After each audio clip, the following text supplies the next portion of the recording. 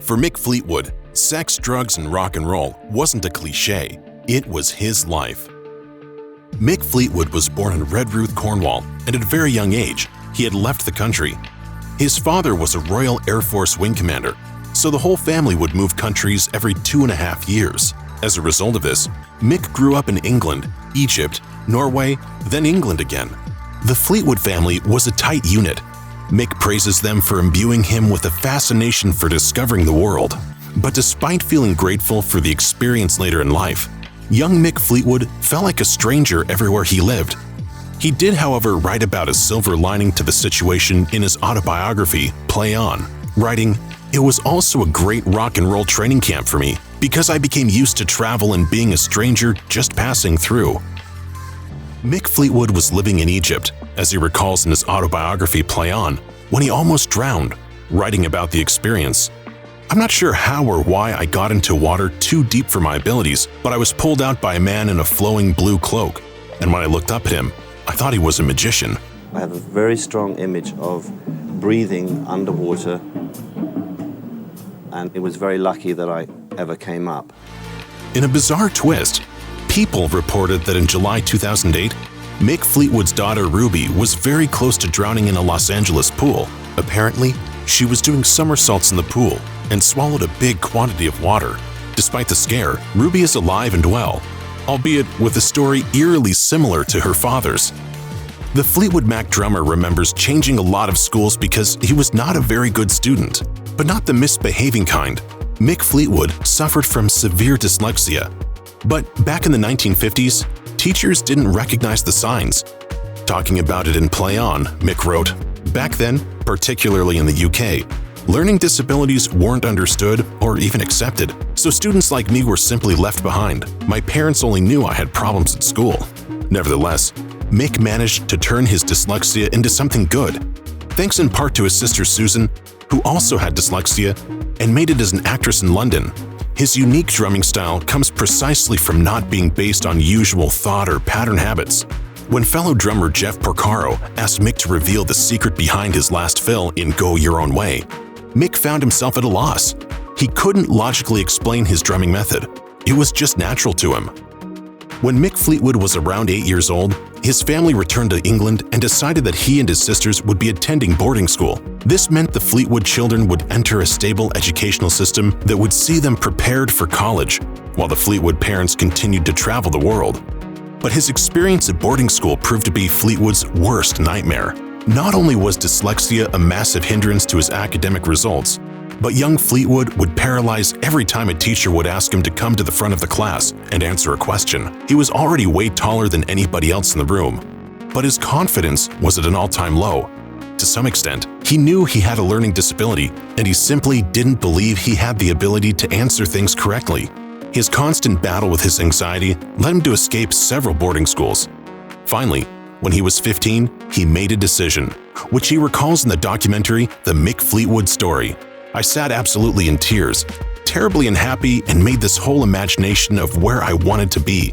And I made this complete pledge that I will go to London." His supportive parents bought him a drum kit and sent him to live in his sister's attic. Skip a few years, and Mick Fleetwood had become a valuable part of the London music scene. According to the Clarion Ledger, he first joined John Mayall and the Bluesbreakers in 1967, then formed his own band with Peter Green and John Mac McVie. As he details in Play On, the combination of Fleetwood and McVie's names produced the band's name.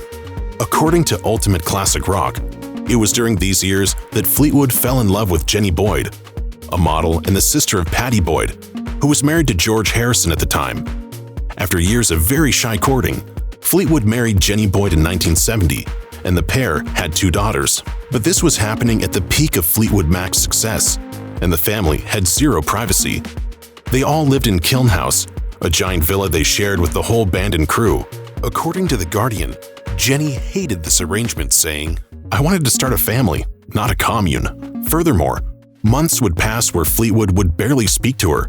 He was either on tour or busy recording. Jenny ended up having an affair with the band's guitarist, Bob Weston. Fleetwood found out before they all went on tour together in 1973. And I actually thought that I could do it. Why?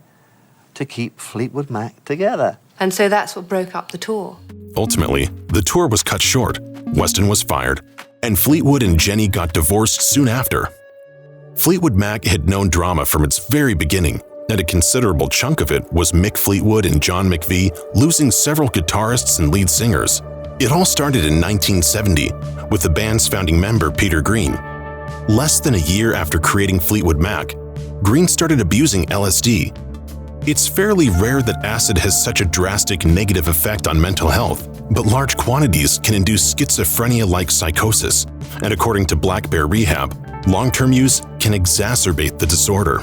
As Lauder reports, Green had a 3-day LSD binge in early 1970 and emerged convinced that money was the devil and that Fleetwood Mac's success was a bad omen. He ordered the band to use all their money to end world hunger.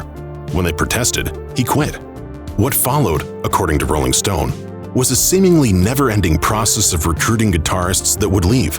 In 1971, Jeremy Spencer disappeared. Then Bob Weston had to leave after having an affair with Jenny Boyd. Finally, Dave Walker and Bob Welch left. Fleetwood was deeply deflated when he went to the United States talent scouting.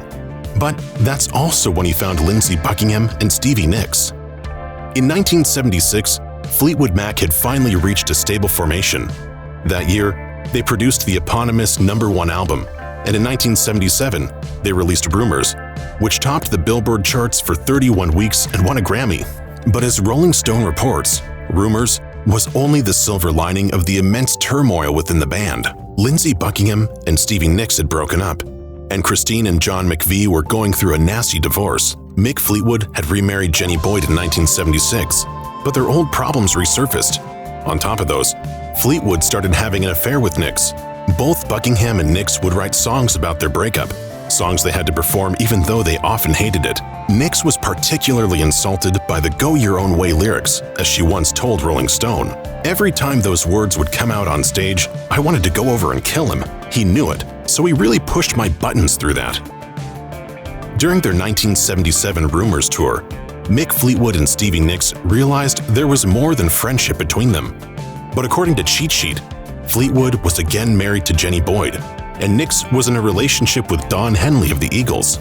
Nicks told Oprah that the affair might not have happened at all had they not been under the influence of alcohol and cocaine one night after a party. It was a doomed thing, caused a lot of pain for everybody, led to nothing. For Fleetwood, his takeaway is more bittersweet, noting in his book that it was crazy and quite the whirlwind. Nicks and Fleetwood's fairly short love story ended the latter's marriage for good and put further strains on Lindsey Buckingham's relationship with the two. In fact, in her own book, Jennifer Juniper, Jenny Boyd recounts Fleetwood telling her that he simply couldn't decide between her and Nicks.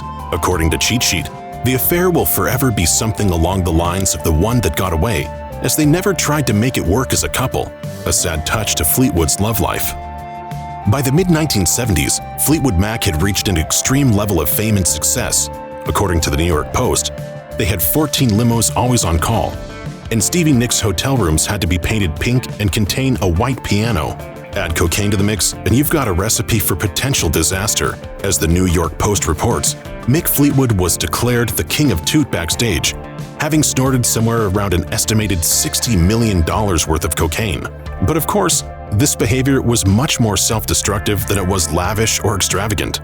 Fleetwood told NME that there is a 2-year gap in his memory due to cocaine, and in its place were various regrets. Part of my crazy behavior was when I look back on it now, was not being the father that I could have been. Mick Fleetwood's childhood experience of moving to different countries so that his family could stay together may explain why when he had children of his own, Mick took them with him on all his Fleetwood Mac tours. While this may sound like a lovely family story, it wasn't. According to their interviews in the documentary The Mick Fleetwood Story, young Amy and Lucy Fleetwood were witnesses to their dad's very worst moments. Lucy remembers that both sisters felt 24/7 concern for their father. They would watch him sleep until late afternoons, and it would be impossible to move him. Even though he was passed out from abusing substances, his daughters thought he was seriously ill. Amy also says she never got the closure she wanted as a child, as both girls would be ignored by their dad for days on end. As Stevie Nicks adds, "We all watched Amy and Lucy grow up without any of us hardly. You could call in sick to anybody but Fleetwood Mac." In 1978, Mick Fleetwood lost his father to cancer. Fleetwood had been working hard to offer his parents beautiful retirement years, but he never expected his father to pass away so soon. According to his autobiography, he had hoped to build a house for them on some land in Provence, near a spot his parents had vacationed every summer, so that they could live out the rest of their years in a place they loved. Sadly, Mick was on tour in the States when his father died and was unable to say goodbye. Then in 1995, tragedy struck again when Mick Fleetwood lost his sister, Susan Fleetwood, to cancer. Variety reports that she had been diagnosed a decade earlier, but had never abandoned her acting career while undergoing treatment. In 1989, Mick Fleetwood met his third wife, Lynn Frankel Fleetwood, but they wouldn't get married until 1995, when Lynn decided Mick was well enough to spend his life with her. Indeed, Lynn was the catalyst for Mick quitting his alcohol and substance abuse. Mick remembers one particularly important day when he was barely recovering from a party on a trip to Maui, and his wife announced she would be going home. Mick had a long look in the mirror, and what he saw shook him to his core. He went to bed, woke up, and decided to get sober. Both Mick and his daughter, Amy Fleetwood, praised Lynn for being the catalyst for change. As Star reports, Mick and Lynn Fleetwood went on to have twin daughters, and everything seemed peachy for a good while. But in 2013, the couple announced their split, citing irreconcilable differences. If you or anyone you know is struggling with addiction issues, help is available. Visit the Substance Abuse and Mental Health Services Administration website, or contact SAMHSA's National Helpline at 1-800-662-HELP 4357.